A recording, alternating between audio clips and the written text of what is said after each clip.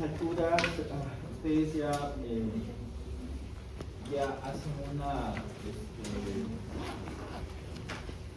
división ya,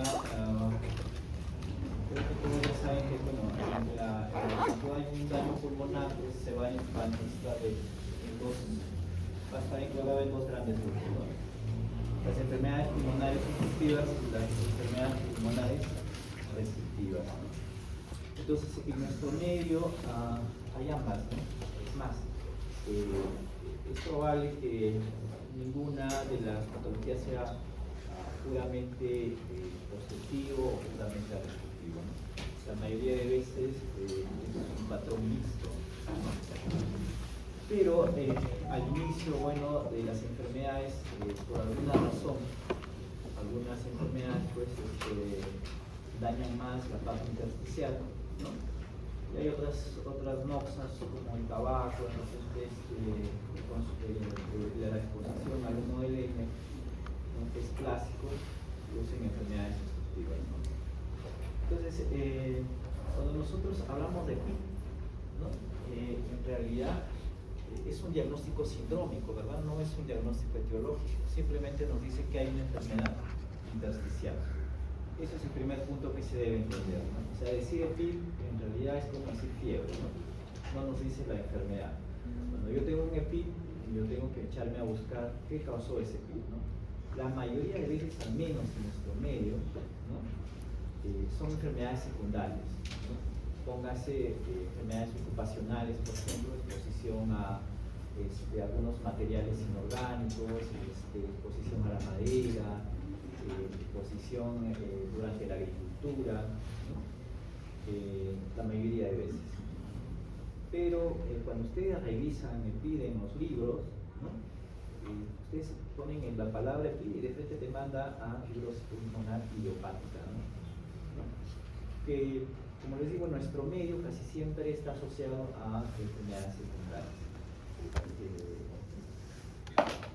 Idealmente nosotros deberíamos hacer un diagnóstico diferencial entre si es una enfermedad pulmonar obstructiva o una enfermedad pulmonar restrictiva, ¿no? Deberíamos hacer eso.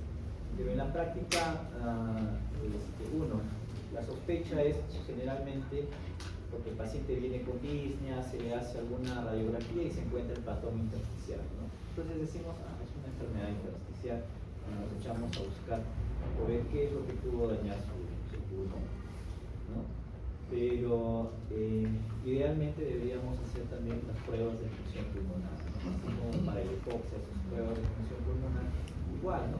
Porque si ustedes van a la práctica médica tanto en el MINSA como en ESALUD y revisan las historias de medicina, por ejemplo, será pues un 60-80% de enfermedades, dice, EPOC exacerbado, ¿no? Entonces, yo siempre me preguntaba, ¿no? De estos cuántos serán EPOC realmente, ¿no? Y cuántos de repente serán enfermedades intersticiales. Lo que pasa es que metemos a todos en una sola bolsa. Espirometría, tanto en el MINSA como en el MINSA, menos que yo trabajo, no hay ni siquiera un equipo para decir vamos a medir espirometría, hacer la espirometría de todos los pacientes. Creo que salud ocupacional no tiene un espirómetro para determinar enfermedades ocupacionales, ¿no? Entonces no hacemos esa distinción y es necesario, sí, porque nos ayuda no es una herramienta diagnóstica, pero es una herramienta que nos ayuda a definir qué patrón es, ¿no? Nos ayuda a definir, y de acuerdo a eso yo voy a dar un buen tratamiento.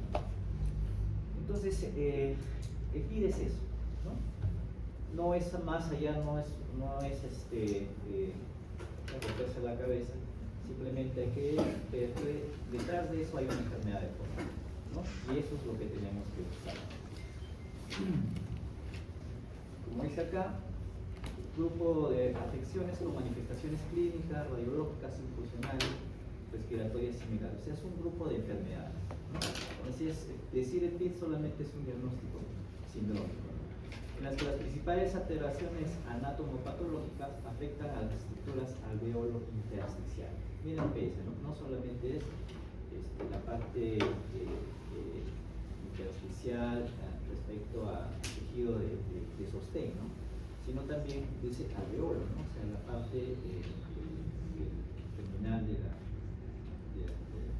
la vía respiratoria. Las causas, por lo general, dicen son desconocidas, ¿no? Y mira, por eso les decía, ¿no? Cuando ustedes revisan los libros, pues van a encontrar neumonías intersticiales idiopáticas, fibrosis pulmonar idiopática, neumonía intersticial aguda, neumonía intersticial específica. Alguna vez van a encontrar en alguna historia estos diagnósticos bien tranca, no van a encontrar, ¿no? Y probablemente no hagamos bien el diagnóstico, ¿no? Porque si está escrito en los libros, debe haber cercanía a estos diagnósticos. Bronquiolitis respiratorias como enfermedad pulmonar intersticial, en los niños, ¿no? Neumonía intersticial descamativa, neumonía organizada criptogénica, neumonía intersticial linfocítica. Si encuentro uno de estos diagnósticos, es un tigre, ¿no? Ha hecho un diagnóstico muy bueno, ¿no? Porque miren, hay enfermedades que no son comunes para nuestro desempeño habitualmente, ¿no? Son enfermedades que de repente viene un paciente, tiene una enfermedad intersticial y no le encuentra una causa. Ahí de repente no hay un factor de riesgo, ¿no? Ahí echarme a buscar y decir qué está pasando con nuestro paciente. Pero como les digo, la mayoría de veces está asociada a causas de causas conocidas, ¿no? Como enfermedades de colágeno, polvos inorgánicos, fármacos, radioterapia, ¿no? Algunas enfermedades hereditarias, ¿no? Dentro del, miren, su mismo nombre dice, ¿no? Intersticio, tejido de sostén, colágeno, ¿no? Entonces, una de las principales, sí, el grupo principal de enfermedades que secundariamente pueden producir enfermedad intersticial difusa están las enfermedades reumatológicas, ¿no? Las enfermedades reumatológicas, este capítulo lleva reumato, pero no, ¿dónde está semestre, no?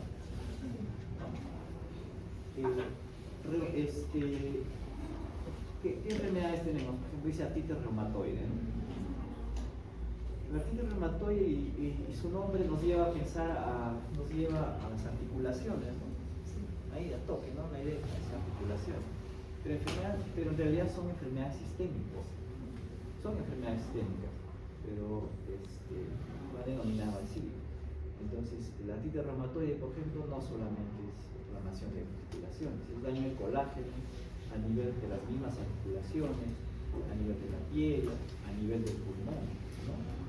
Entonces, cuando nosotros vemos un EPID, no hay un factor de riesgo a que haya estado expuesto, pensamos que uno de los principales grupos de enfermedades son las enfermedades de colágeno. ¿Cuál es la principal enfermedad de colágeno que produce EPID? Un póster, no. Lupus,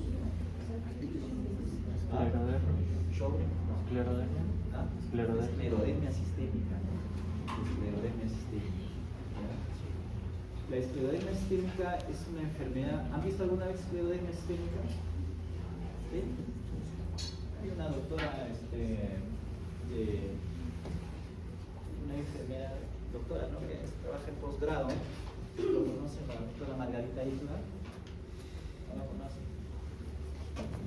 Esa doctora licenciada tiene esclerodermia, se nota rápido, uno lo ve, la esclerodermia, uno a la vista, ¿no? Ven como la cara está bien estiradita, ¿no? Brillosa, si uno se acerca tiene la piel está cartonada, dura, ¿no? Hay un signo clínico que le llaman la boca de pajarito, ¿no? Vuelve a la boca, lo reduce bastante. Uno ve eso y de lejos dice, es una esclerodermia. Le miran los dedos, ¿cómo se llama? Uñas en vía de reloj. Entonces uno dice, esta paciente debe tener daño pulmonar, ¿no? ¿Ya? Entonces es semiología, ¿no? Semiología.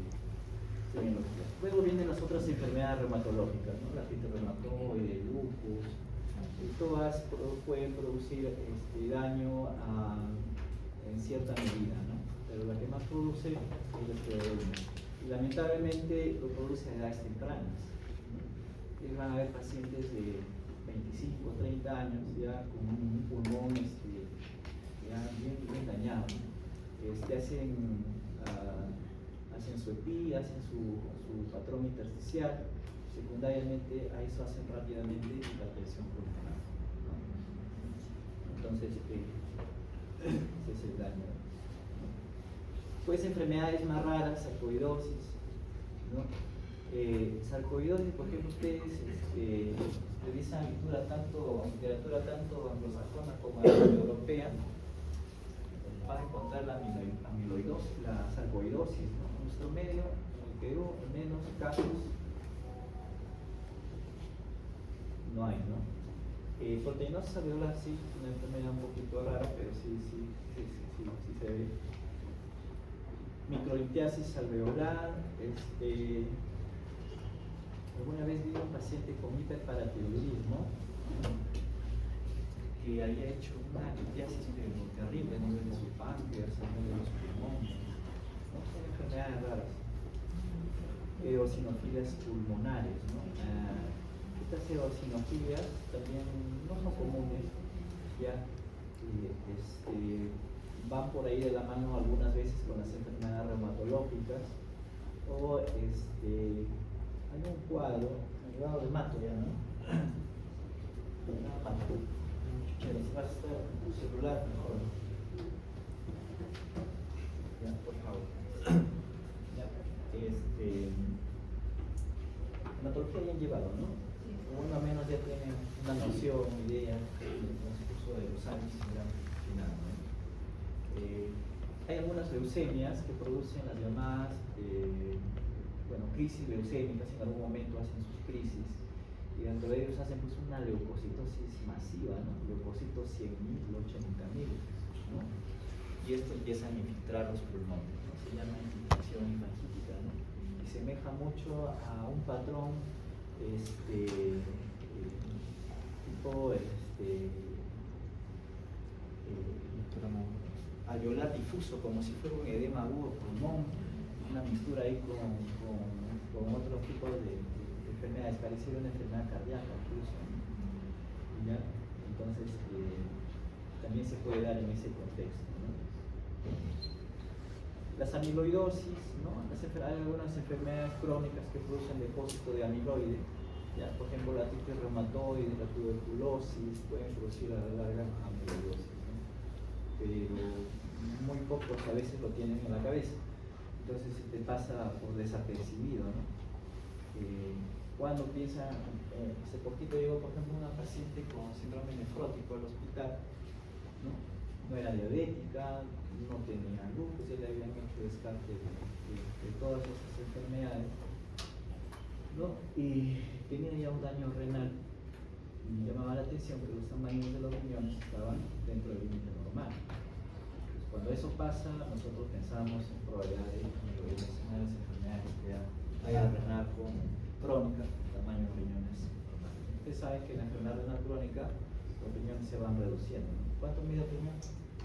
Así mismo, ¿no? 3 por 6 por 12, ¿no?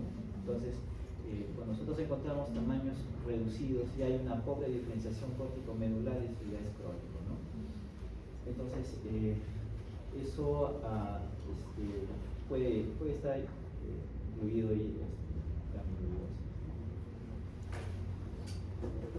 Entonces, acá miren, como les decía, he puesto de rojo porque dice la neumonitis intersticial idiopática, que a la final va a dar una fibrosis idiopática, ¿no? En nuestro medio hay que nosotros siempre buscar causas secundarias, ¿no?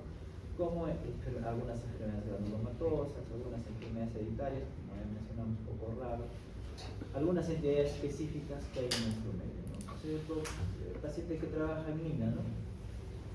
Ya más o menos imaginan cómo están sus pulmones, ¿no? Los carpinteros, por ejemplo, ¿no? Los mismos agricultores, ¿no? Entonces, tenemos acá nosotros bastantes factores de riesgo para desarrollar este tipo de enfermedades, ¿no? Entonces, el diagnóstico, miren, dice el patrón, ¿no? Y los criterios, son unos criterios diagnósticos, ¿no? Hay que tener en cuenta su fisiopatología en relación a la enfermedad de fondo que haya, ¿no? Igual que el EPOC, se puede producir exacerbaciones agudas, ¿no?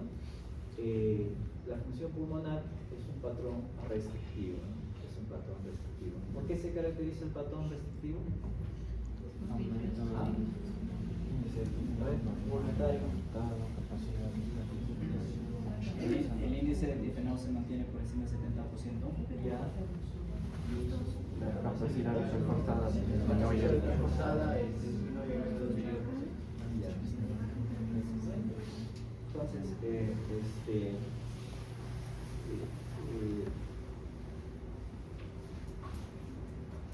el rol de la fibrobroncoscopía, ¿no?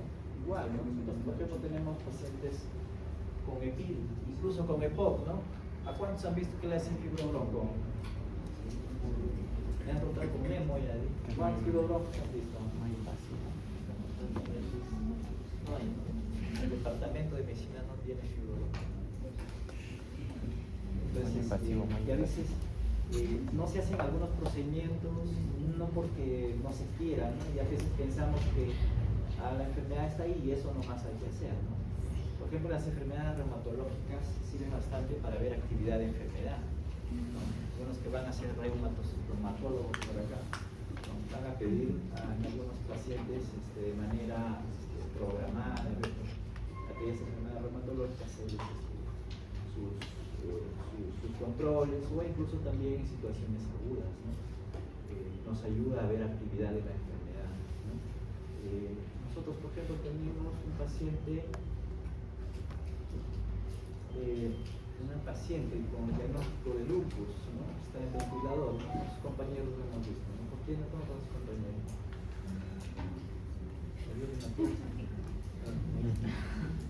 ¿Ya?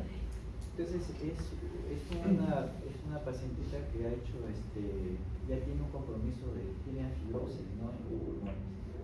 Y entró en ventilador y cuando vimos la placa, pues en la placa había una imagen radiopaca a nivel derecho, ¿no? Y bueno, dio la impresión que se había pues, aspirado. Entonces el manejo de la UCI, bueno, ustedes van a ser intensivistas, es su ventilador, dan antibióticos, inhaladores y por ahí, ¿no? Pero si nos vamos un poquito más a fondo, no será actividad de la enfermedad, ¿no? Puede ser actividad de la enfermedad. ¿Y cómo sabemos si la enfermedad está activa? Pues ya lo verán en reumato, ¿no? Van a ver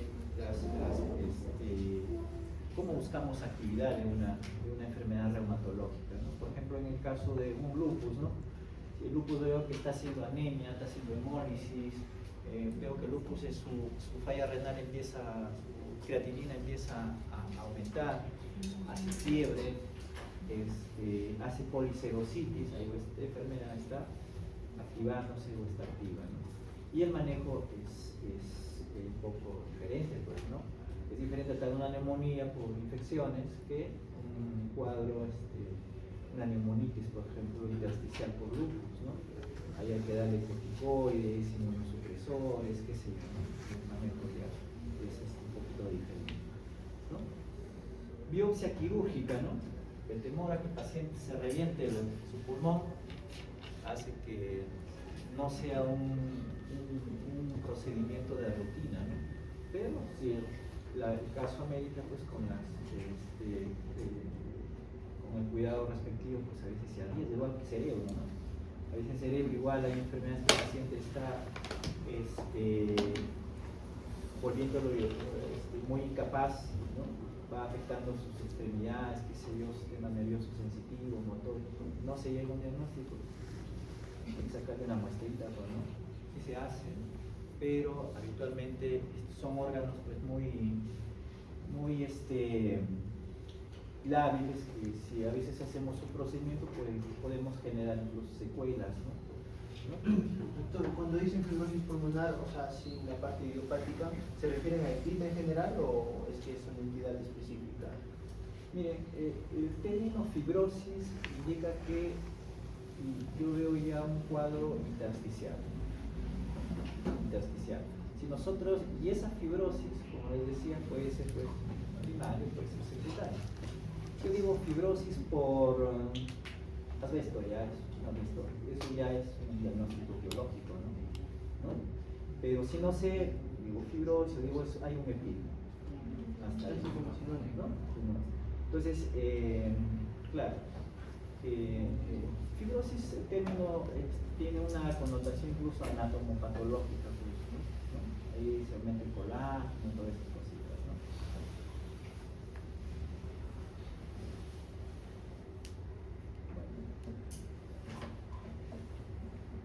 Y así como el EPOC es un proceso inflamatorio crónico, acá también hay un proceso inflamatorio, se supone, ¿no? Sino cómo se va a dañar el colágeno, ¿no? Hay un proceso inflamatorio. Y si, por ejemplo, es un EPID secundario a alguna enfermedad reumatológica, por ejemplo, no está en tratamiento, hay que tratar esa enfermedad, ¿no? De repente por ahí disminuimos el daño. Incluso hay una actividad, como decía, a nivel epitelial del alveolo, ¿no? Hay una actividad procoagulante y antifibrótica, pero que al final, pues, la fibrosis, si la inflamación está persistente, pues va a determinar que el paciente pues, se dañe su pulmón.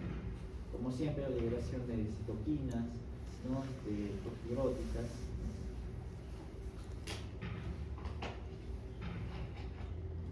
Como todas las enfermedades hay que indagar, pues, hay que hacer una buena anamnesis, una buena historia, un buen examen físico, ¿no? Por ejemplo, el fumar tabaco no solamente da EPOC, ¿no? También puede dar EPID, ¿no? Se puede dar fibrosis parcheadas, ¿no? El término EPID engloba pues, las enfermedades que hacen un compromiso difuso, ¿no? Un compromiso difuso.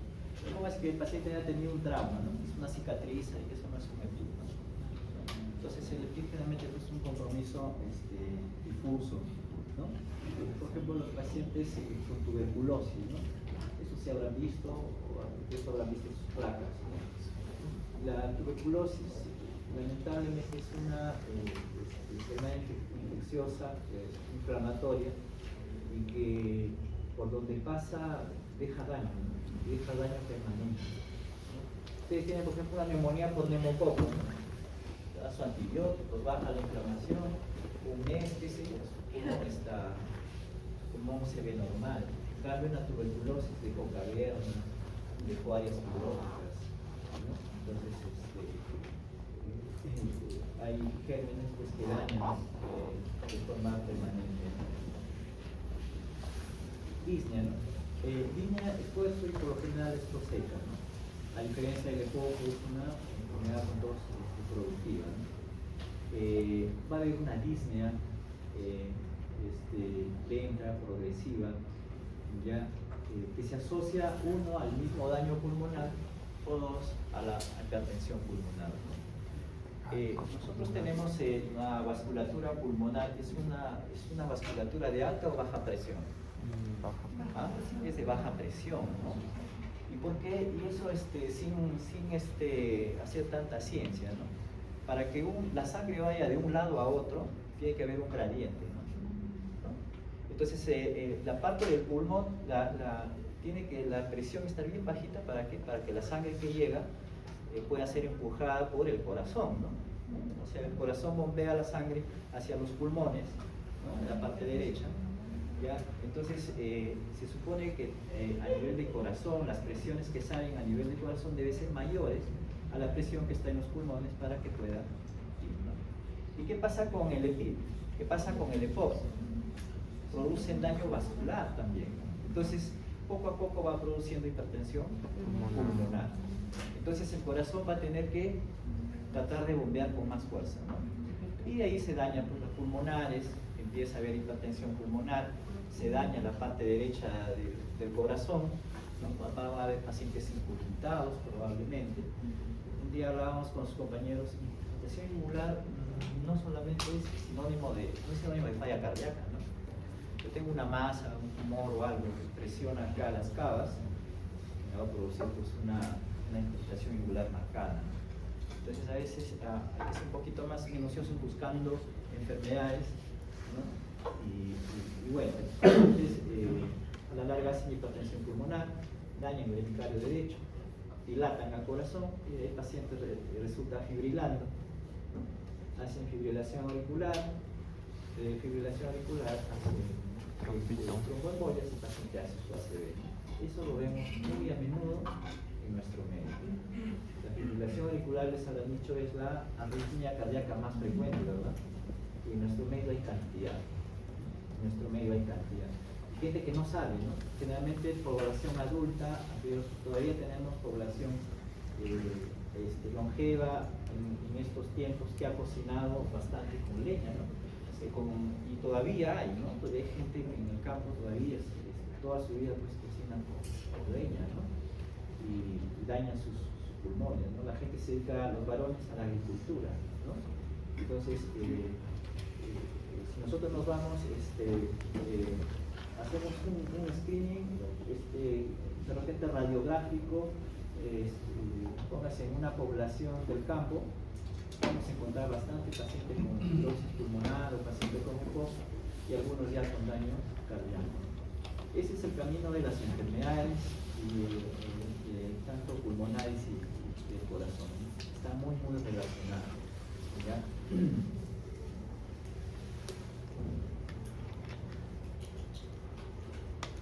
Muchas veces los pacientes en etapa inicial a veces son asintomáticos o no se dan cuenta, ¿no? A veces se dan cuenta cuando ya al subir las escaleras empiezan a tener disnea, ¿no? Caminan y empiezan a cansarse más rápido, ¿no? Por ejemplo, si el paciente te dice, doctor, no sé, ¿qué me pasa últimamente? Camino un poco, ya me estoy cansando. Le miran sus uñas rapidito, ¿no? Y tiene un encendido, eso es crónico, ¿no? ¿Desde cuándo lo tendrán? ¿No?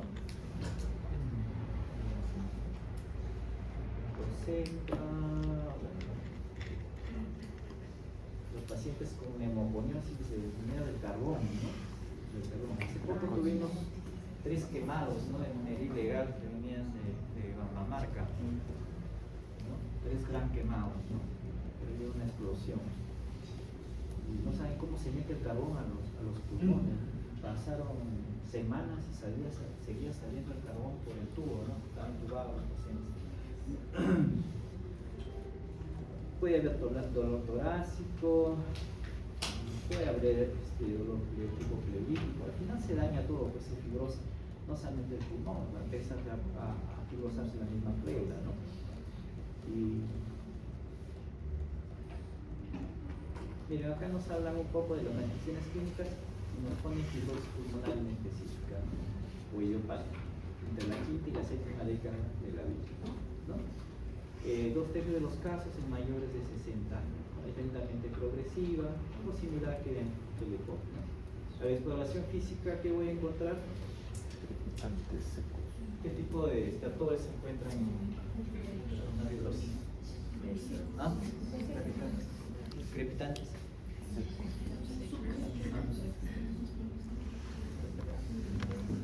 ¿Qué van a encontrar? ¿Crepitantes? Van a encontrar subcrepitantes, ¿no? Van a encontrar subcrepitantes. Hay que repasar la fisiopatología. ¿Por qué se produce un crépito? ¿Por qué se produce un subcrépito, ¿no? El subcrépito es compromiso del área, más que todo en la parte terminal del árbol bronquial anterior a los alveolos, ¿no? El crépito generalmente se produce por la apertura brusca que hay de líquido, inflamación dentro del alveolo, ¿no? Es como si hubiera un globo con agua, ¿no? Suena, ¿no? El crépito es bien fino, ¿no? El crépito es bien fino, se asemeja al frotar, se dice, el cabello, ¿no? Ese sonido que hace. En cambio, el subcrépito es un sonido menos agudo, es más grave, ¿no? Lo comparan pues al sonido que se hace al despegar el velcro, ¿no? ¿Saben qué es el velcro? ¿Qué es el velcro? Ese pega. Pega, ¿no? Pega entre las borras. Pues ustedes abren y se van a escuchar ese sonido, y es el típico sonido de los pacientes con fibrosis pulmonar. Doctor, los subcrépitos no se escuchan más en expiración. Sí. Y por ejemplo en la descripción de la semiología del EPI decía que son crepitantes más en la fase teleinspiratoria. Bien, por eso le decía, ¿no? La idea es entender por qué se produce, ¿no? Entonces, el crépito, tenemos un alveolo que está con líquido, que está con inflamación, ¿no?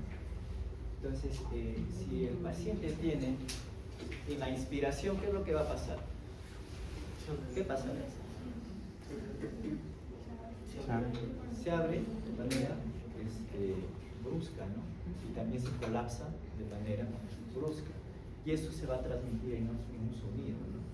Al final puede incluso ser tanto en la fase inspiratoria como en la fase expiratoria cuando el compromiso es severo, ¿no?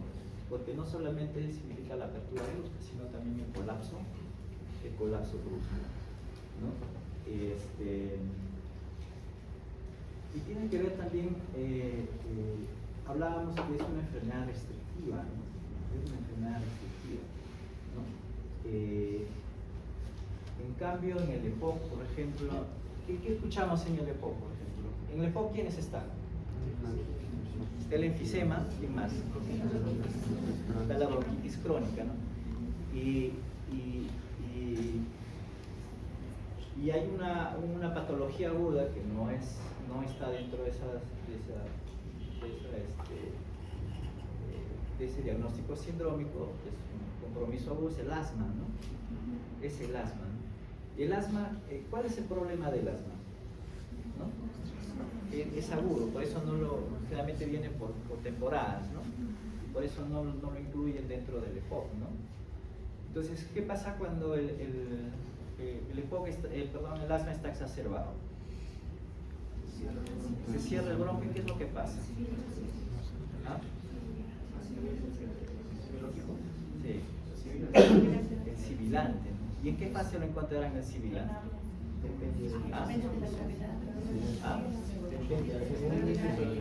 ¿Dónde se produce más el problema? ¿En la inspiración o en la expiración? En la inspiración, ¿no? ¿Por qué? Porque el aire trata de salir con un bronquio cerrado, ¿no? Por eso silba, ¿no? Entonces, es un poquito de más o menos relacionarlo con la fisiopatología, ¿no? En cambio, en el otro es un problema restrictivo, no tiene tanto ese problema.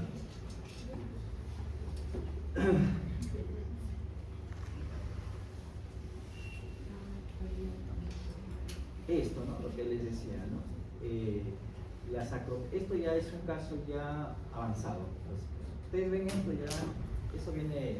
¿Qué significa encontrar dedos en palillo de tambor? Insuficiencia cardíaca. Hipoxia crónica.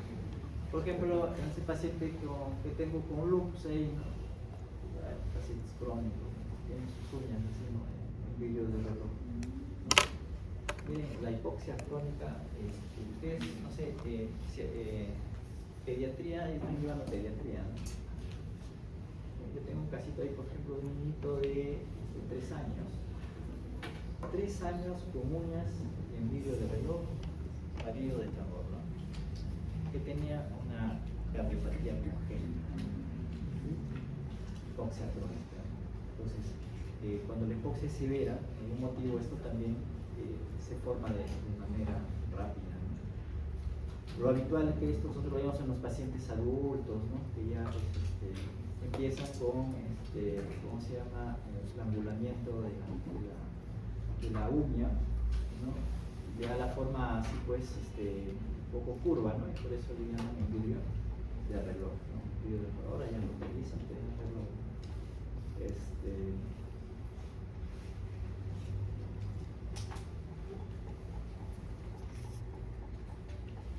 Etapas más avanzadas. Miren, esta imagen nos revela más o menos el EPOC y la fibrosis, ¿no?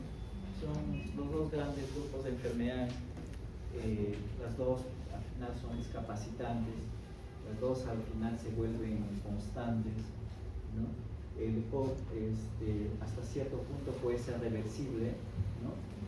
El EPIC, dependiendo de qué enfermedad es, puede ser tratada, ¿no? También igual, ¿no? Miren, el EPOC generalmente, ¿qué es lo que va a pasar, ¿no? En el EPOC hay un atrapamiento del aire, como decía, ¿no? Se cierra el bronquio y el aire ya no sale, el aire ya no sale.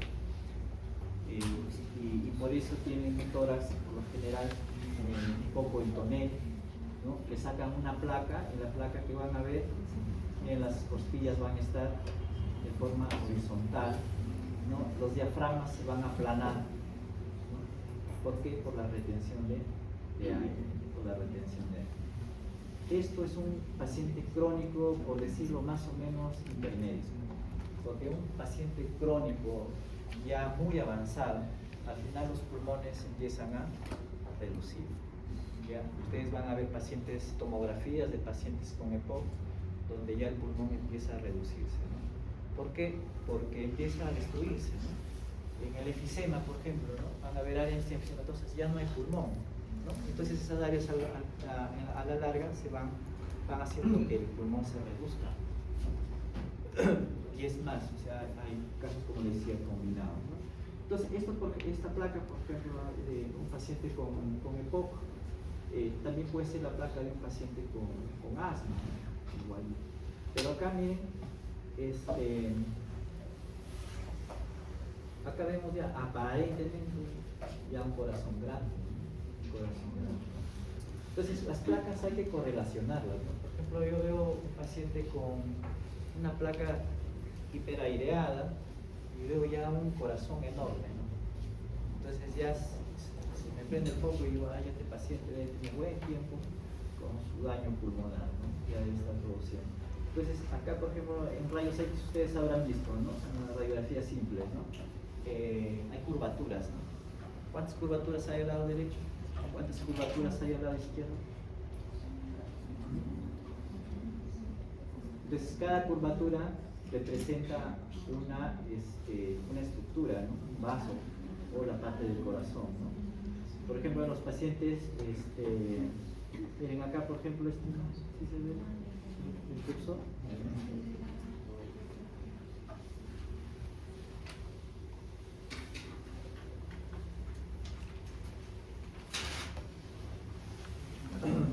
Acá hay una curvatura, por ejemplo, ¿no? ¿Qué curvatura es esta? Es la aorta, ¿no? Acá también, ¿no? Ahí está la aorta, ¿no? Entonces, cuando ustedes ven, por ejemplo, esta parte abombada, ¿no? Por ahí está la pulmonar, ¿no? Entonces uno radiológicamente da más o menos a este paciente está haciendo hipertensión pulmonar, ¿no? Veo cavidades cardíacas derechas grandes, el paciente ya está haciendo hipertensión pulmonar. No es el diagnóstico estándar, pero uno ya lo intuye, ¿no? Yo veo un corazón grande, veo una pulmonar grande, ¿no? Lógicamente la pulmonar pues, tiene que determinar su presión para confirmar el diagnóstico, pero uno ya va intuyendo, ¿no? En cambio, los pacientes con fibrosis, ¿no? Ahí no hay atrapamiento aéreo, ¿no? Los pulmones se van dañando igual, los pulmones cada vez se van reduciendo más, y acá no va a haber el atrapamiento aéreo, ¿no? Miren acá, por ejemplo, sus costillas están oblicuas, ¿no? Los espacios entre cada costilla no es mucho, miren acá sí, ¿no? Se vuelven las costillas horizontales y el espacio entre costilla y costilla se vuelve más amplio, ¿no? Acá decimos, estertores crepitante tipo velcro, ¿no?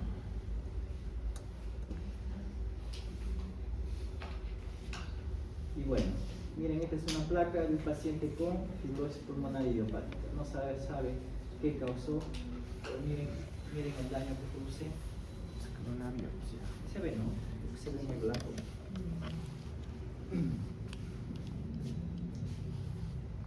Voy a poner cortinitas a las ventanas, ¿no? Pero bueno, miren, es un pulmón un compromiso intersticial difuso, ¿no? Difuso. ¿Qué dañó eso? No se sabe, pero la parte. Acá tenemos otro paciente con fibrosis idiopática y ya en las placas hay que ver una placa que le he puesto ahí a propósito, ¿no? Por ejemplo, acá la fibrosis aparentemente se ve en las partes basales nomás, ¿no? Pero depende de qué tan buena es la placa, ¿no? Esta placa estará bien tomada. ¿Por qué está mal tomada? ¿Qué dicen? ¿Es antero posterior o postero anterior? Antero posterior. Anteroposterior. A ver. No se ve.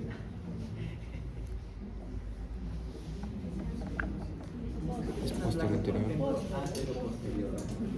¿Qué les ayuda a decir si es antero o posterior anterior? Clavículas. Las escápulas. Por ejemplo, nosotros en la UCI todas son anteroposteriores.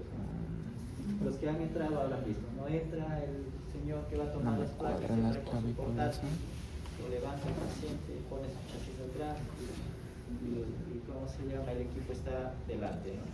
Delante. Y el paciente está así, pues, ¿no?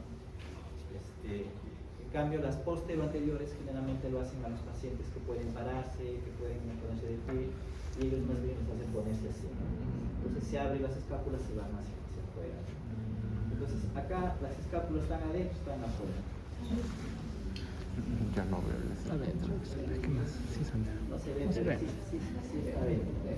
Sí está Yo las veo adentro. fuera, mano. Sí, lo Una veo. tomografía, ¿no? Lo veo normal. La observación aguda de una enfermedad intersticial. Entonces miren cómo se ha dañado, ¿no?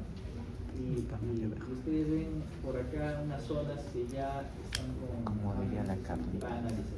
Arterias, cantillas en esto, panalización. Y miren, y no solamente daño, ¿cómo se llama? Fibróticos. Miren, bronquiectasias también. Las bronquiectasias están dentro de quién? ¿Qué enfermedad? Obstructivos, ¿no? Miren acá igualito, ¿no? Miren cómo los bronquios se van dilatando y por acá hay fibrosis. O sea, al final hacen cuadros mixtos, ¿no? O sea, es que no hay algo que diga estrictamente, hoy tú respeta la parte alveolar y no le hagas daño, ¿no? Al final, al dañarse el tejido de sostén, se va a dañar todo, ¿no? Por ejemplo, acá hay áreas, ¿cómo se llaman estas áreas opacas? En vidrio esmerilado. El vidrio esmerilado. El vidrio esmerilado se ve tanto en patologías agudas como en patologías crónicas. Acá, por ejemplo, un pacientito expuesto a asbestosis, ¿no? Tenemos por acá y a daño intersticial. La miodarona. La miodarona produce fibrosis pulmonar. No sé si alguien les presentó un casito con amiodarona. Y acá, de su año, sí o no, tengo un casito ahí. Un paciente que hizo fibrosis pulmonar por amiodarona. Entonces, lo que pasa es que es un círculo vicioso, ¿no? Por ejemplo, si yo tengo este paciente, ¿no? Y me hace daño cardíaco, empieza a fibrilar. Yo le doy metálico, le doy betabloc, no lo puedo controlar. Al final, ¿en qué termina? Amiodarona, ¿no? Y no saben que la amiodarona más fibrosis le va a dar al paciente, ¿no? Entonces, hay que es una de las partes que también muy poco en la práctica se hace, ¿no? De la interacción farmacológica, ¿no? Ustedes van a ver pacientes con una lista de fármacos, ¿no? Tiene, qué sé yo, tiene fibrosis, tiene falla cardíaca, o está con espasmo, utilizo de forma antagónica agonistas beta y por otro lado betabloc, ¿no? Entonces, ¿por qué? Porque le dan un agonista beta, por ejemplo, porque hizo espasmo, qué sé yo, ¿no? Y le doy un beta bloqueador porque tiene falla cardíaca, ¿no? Y de repente el espasmo ni siquiera es pulmonar, a veces asma cardíaca que llamamos. La misma congestión pulmonar produce un cuadro similar a un espasmo, ¿no? Que llamamos asma cardíaca. Miren cómo se destruyen los pulmones. Miren, por ejemplo, yo veo a este paciente, ¿no? Ya está delgado, ¿no? Y onicomicosis. ¿Qué pensaría? ¿Ah? ¿Qué pensaría? ¿Ah? Efecto con TV. ¿Ah? ¿Qué pensaría? Visto, la doctora Indira ha salido a decir que hay cuántos casos de VIH en Panamá. ¿Qué enfermedad infecciosa produce un cuadro intersticial los inmunoprometidos. Neumocitis cerevisiae, produce una placa espectacular, ¿no? Muy bonita, así, bueno, para nosotros, para el paciente, que a veces se confunde con edema agudo pulmonar, ¿no? Hace un compromiso alveolo intersticial. Es una de las presentaciones de los patrones de la neumocitis. Entonces, todos por ahí medio que ustedes tienen que escuchar pues, todo lo que ven, ¿no? Todo lo que ven. Esta placa, por ejemplo, parece una neumocitosis, ¿no? Pero no es una silicosis. Y miren, lo que les decía, ¿no? Fibrosis pulmonar idiopática más enfisema. Uno es una enfermedad obstructiva, el otro es una enfermedad restrictiva. ¿Dónde está el enfisema? ¿Dónde está el enfisema? Todo, ¿no? Miren, ya no hay tejido, miren. ¿Por qué se ve negro? Porque ya el tejido está destruido. Acá no hay tejido, miren. Acá no hay tejido, acá no hay tejido. O sea, y esto a la larga, ¿qué es lo que va a hacer? El pulmón se va a colapsar, ¿no? Ya no hay tejido de sostén. El pulmón se va viendo pequeño. Entonces, la presentación clínica dependerá también de la progresión de la enfermedad, ¿no? Yo puedo ver un paciente con tórax abombado, de repente, aquellos pacientes que están iniciando o en una etapa intermedia, pero ya en los pacientes muy avanzados, ya se van a ver los pulmones reducidos. Miren cómo se destruye el pulmón. Miren cómo se ve la radiografía, ¿no? La radiografía pareciera que está mal tomada, ¿no? Se ve negro todo, ¿no? Pero no es que esté mal tomada, sino que ya no hay tractos fibrosos, se han destruido, no hay tejido de sostén. Esto es un enfisema, ¿no? Esto es un enfisema, ¿no? Miren cómo se ve en la misma placa, ¿no? Por acá algunos tractos fibrosos, ¿no? Es una combinación, miren. Incluso hay gente que tiene la costumbre, o médicos que tienen la costumbre, y cuando ven un paciente crónico colocan, ¿no? Lo van a ver en la historia, EpiDePoC, ¿no? Sí. Van a ver, ¿no? EpiDePoC ponen, ¿no? Entonces no es descabellado, ¿no? No es descabellado, pues, no, o es EpiDePoC, no, mentira. En etapas avanzadas, acá se demuestra que no es así, ¿no? Acá otra placa similar, miren, la parte fibrótica y las partes infisematosas, ¿no? No hay tejido, ¿no? Por acá algunas áreas, ¿cómo se llama? Infisematosas, ¿no? Igual la placa, miren, se ve negra. Acá es otra, ¿no? Otra combinación, igualito, un paciente de 73 años, tiene fibrosis pulmonar y por acá ya hay zonas destruidas y enfisematosas, ¿no? Que se ven más negritas, son enfisematosas, ¿no? Acá también, miren, zonas fibróticas, acá incluso hay bronquiectasias, ¿no? Hay bronquiectasias y bueno, es un paciente que ha tenido dos compromisos. Es más, póngase pues que haya un paciente fumador, ¿no? Le da su hipo, pero al mismo tiempo sea, qué sé yo, carpintero, soldador, los dos cosas se van a dar, los dos compromisos van a dar. Acá igual, una tomografía de un paciente con fibrosis pulmonar idiopática, incluso acá miren hay panalización, ¿no? Hay panalización, por acá hay bronquiectasia y acá hay panalización. Las pruebas espirométricas que ustedes ya mencionaron. Y bueno. Tratamiento. Bueno. El manejo va a depender de la causa subyacente. Yo me encuentro, por ejemplo, una enfermedad reumatológica. Tengo que manejar la enfermedad. Mira, las enfermedades reumatológicas, por algún motivo desconocido, por ejemplo, hablemos un poquito de lupus, ¿no? Creo que van a tener reuma, ¿no? El lupus, por ejemplo, es una enfermedad sistémica que tiene, cuando ustedes hablan de criterios, básicamente les hablaban, ¿cuántos criterios? 9, ¿no? 11, por ahí más o menos. ¿Ya?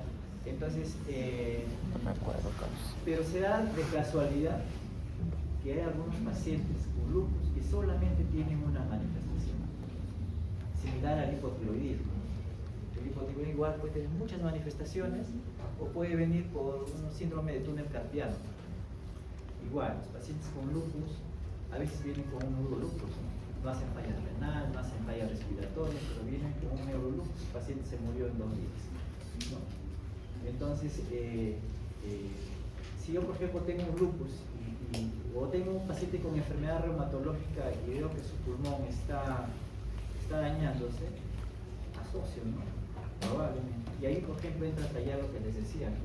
Veo un bronco, veo actividad, veo estos marcadores inmunológicos. Entonces, ¿qué tengo que hacer? Hay tratamiento. ¿Quiénes más hacen este compromiso? Las vasculitis, ¿no? Las vasculitis, ¿no? Y ahí las que mencionaron al ratito, ¿no? Las vasculitis por lo general de pequeño y mediano vaso, ¿no? La polinitis microscópica, la enfermedad de Wegener, la de Strauss, la periarteritis nodosa, ¿no? Son enfermedades reumatológicas que dañan este pulmón, ¿no? Por ejemplo, ahorita hemos visto Nemo, ¿no? Los compañeros les decían, ¿no? Hay que buscar las manifestaciones reumatológicas en el pulmón de un paciente con lupus, ¿no? ¿Y qué nos dice? Hay compromiso pleural, hay pleuritis, hay oclusión pleural, hay hemorragia alveolar, hay neumonitis intersticial, ¿no? Es una de esos compromisos hace lupus, ¿no? La artritis reumatoide, ¿no? Hace depósito de nódulos, ¿no? Le llaman pulmón reumatológico, le llaman algunos, ¿no? O pulmón reumatoideo le llaman, ¿no? ¿Por qué? La artritis reumatoide tiene esa característica, ¿no? De formar nódulos. ¿Es lo mismo que en el síndrome de Kaplan? Algo por ahí, ¿no? O sea, cada enfermedad produce un tipo de daño y le ponen un nombre, pues, ¿no? Le ponen un nombre. Otro, por ejemplo, el síndrome de Sjögren, ¿no? El Sjögren, que aparentemente es vista, boca, seca, todo eso, también hay compromiso pulmonar. Todas las enfermedades de colágeno al final pueden hacer compromiso pulmonar. ¿Por qué? Porque son enfermedades sistémicas, ¿no? Y la idea es buscarle, pues no buscarle. Ahora, las otras enfermedades preventivas, ¿no? Que se puede prevenir, por ejemplo, de repente a los que están expuestos a algún material inorgánico, prevención de la mascarilla, ¿no? Entonces, por ejemplo, por acá nosotros tenemos artesanos, ¿no? De piedra, ¿no? No se ponen mascarilla, no se ponen mascarilla. Si hay pacientes, ¿cómo terminarán sus pulmones, ¿no? En algún momento, ¿no? Van a terminar mal, ¿no? Entonces no hay esa opción. El resto, cuando ya la fibrosis está establecida, ya no hay nada que hacer. Le podemos dar inhaladores para ayudar, ¿no? Ya tiene un compromiso obstructivo o hay compromiso mixto, igual le damos inhaladores, inhaloterapia, igual que el de POC. POC, por ejemplo, ¿qué les damos? Inhaladores, corticoides muchas veces, no más, otras cosas así obstructivas, no hay, más que todo ahí es las medidas preventivas.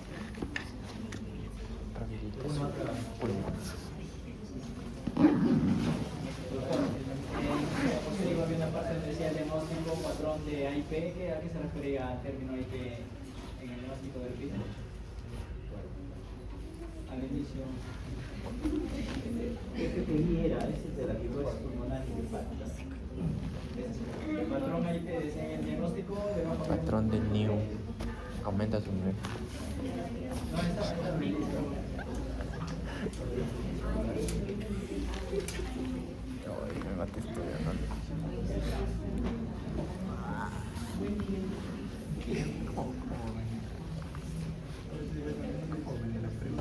Pues dice que los corticoides solo son para exacerbaciones de EPIT. Me dijo. No, pero. No, ya sé. Me olvidaré para el internado igual. Fibrosis pulmonar inusual también le llaman, por eso a veces cambia la sigla. ¿Qué? ¿Listo, muchachos? Progresiva.